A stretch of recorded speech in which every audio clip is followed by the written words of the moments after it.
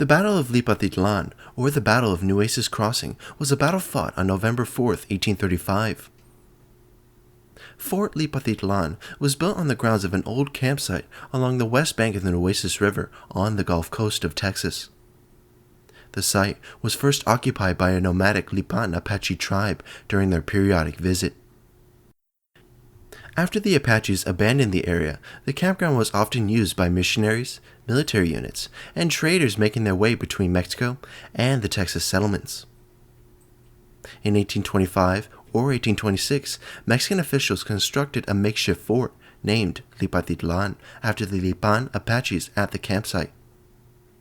According to Texian John J. Lynn, the fort was a single embankment of earth lined within by fence rails to hold the dirt in place, and would answer tolerably well, perhaps, for a second-rate hog pen. The embankment was surrounded by a large ditch, and just outside the ditch lay adobe and wooden huts for the officers and their families. Between 80 and 125 soldiers from the 2nd Active Cavalry Company of Tamaulipas were garrisoned at the fort.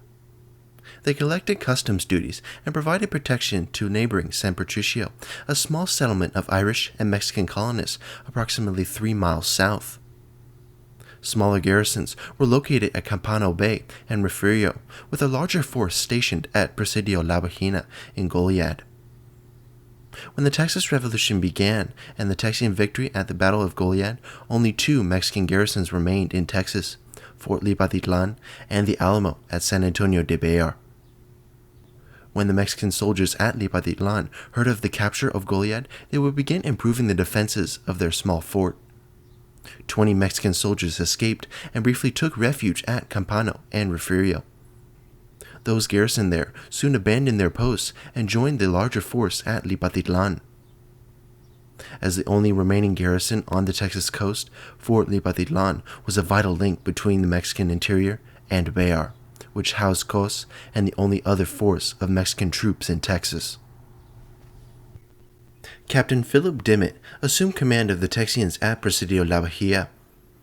In a letter to General Stephen F. Austin, dated October 15th, Dimmitt proposed an attack on Fort Lipatitlan, whose capture would secure the frontier, provide a vital station of defense, create instability among the Centralists, and encourage Mexican Federalists.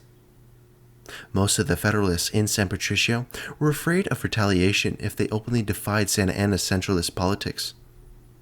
They were also reluctant to hold elections of delegates of the consultation, which would decide whether Texas was fighting for the reinstatement of the Constitution of 1824 or for independence from Mexico.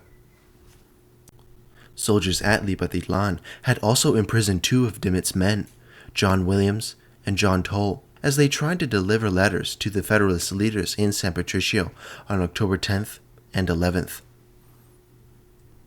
Dimmitt hoped to free the men after capturing Fort Lipatitlan, and on December 20th, James Power, one of the Irish impresarios who had helped to found San Patricio, learned that the Lipatitlan soldiers had been ordered to retake Presidio La Bajia.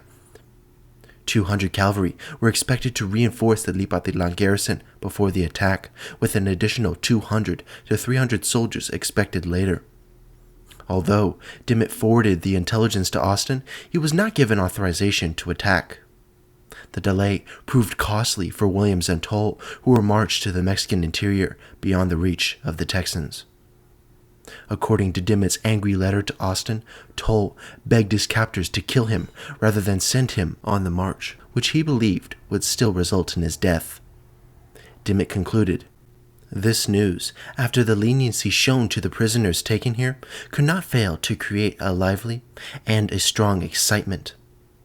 The men under my command are clamorous for retaliation." Dimmitt would take matters into his own hands, and on October 31st, he sent a member of his staff, Adjutant Ira Westover, to take 35 men to attack Fort Lipatitlan. A self-appointed advisory committee that included John J. Lynn, Major James Kerr, and Power would ride along with them. The 3 advisors had been elected to the consultation, but delayed their departure so that they could participate in the fighting. Rather than riding directly southwest to the fort, Westover traveled southeast to Refugio. This alternative route was likely intended to suggest that the expedition was headed for Campano Bay. The expedition grew by at least 20 men and would number at least 70 to 60 men when they reached San Patricio. In the meantime, the commander of the garrison at Fort Lipatitlan, Captain Nicolás Rodríguez, received orders to harass the Texians at Presidio La Bahia. On October 31st, Rodríguez and his men neared Goliad. They learned that the Texian force had left the fort earlier that day, and the Mexican soldiers immediately turned back. They did not encounter any Texian soldiers during their march and arrived on November 1st to find the fort safe and sound. Uncertain as to what the Texians intended to do, Rodríguez and the bulk of his garrison, that numbered at 80 men, turned back towards Goliad to attempt to intercept the Texians. Between 21 and 27 soldiers armed with 2 cannons remained to defend the fort. Rodríguez expected the Texians to take a direct route and would patrol the northern approaches to the fort. Westover's men instead approached from the east, eluding the Mexican patrols. 5 miles from San Patricio, Westover received word that Rodríguez was searching for the Texians. He forced his men to increase their pace, and they would cross the Nueces River on November 3rd in a canoe. After posting guards at river fords around 70 yards from the fort, they arrived at San Patricio 30 minutes after sundown. As the rest of the Texians prepared for a dawn assault, 2 San Patricio residents wandered into their camp. Westover arrested one of them, James O'Reilly, for aiding and assisting the enemy. In exchange for his liberty, O'Reilly offered to persuade the Mexican garrison to surrender. Historians have no record of what methods O'Reilly used, but by 11 p.m., the Mexican soldiers had surrendered without a shot being fired. They were released immediately as long as they promised not to fight again during the Texas Revolution. The Texians captured the 2 cannons, 18 muskets, and 3 to 4 pounds of gunpowder, and would release several Texians who had been held prisoner in the fort. The following day, the Texians burned the wooden huts adjacent to the fort and dismantled the embankments. By 3 p.m., they had rounded up 14 horses and were preparing to bring the cannons back to Goliad. In the meantime, Rodríguez had traveled almost all the way back to Goliad. Before he reached Presidio La Bahia, one of his spies arrived with news that the Texians had taken Fort Lipatitlan. Rodríguez and his men, including 10 colonists from San Patricio, marched all the way back towards the fort, arriving at about 4 p.m. The Texians used the small canoe to transport men across the Nueces River, and when the Mexican soldiers were sighted, only half of the Texian force had crossed the east bank of the river. As the Mexican soldiers attacked, the Texians took cover in a grove of trees. The trees prevented the cavalry from approaching, so Rodríguez's men dismounted and attempted to attack from both sides. The Texian volunteers made excellent use of their position, and after 30 minutes of fighting, the Mexicans withdrew, leaving behind 8 horses and several wounded men.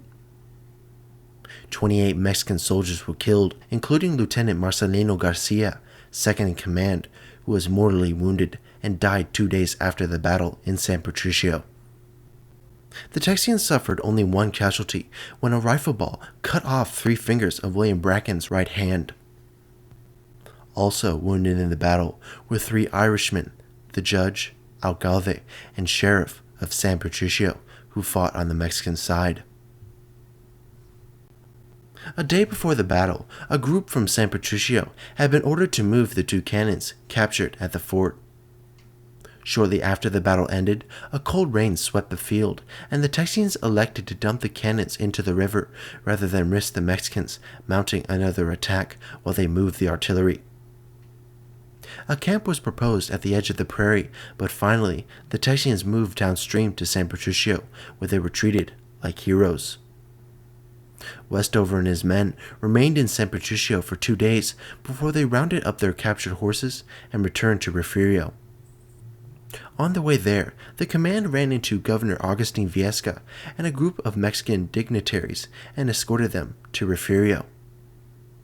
Despite the victory, Controversy followed Westover, who had been under direct orders from Dimmitt not to grant paroles and to capture Mexican soldiers. The capture of Fort Lipatitlan and Rodriguez's departure left only one remaining group of Mexican soldiers in Texas, those under General Cos at San Antonio de Bayar.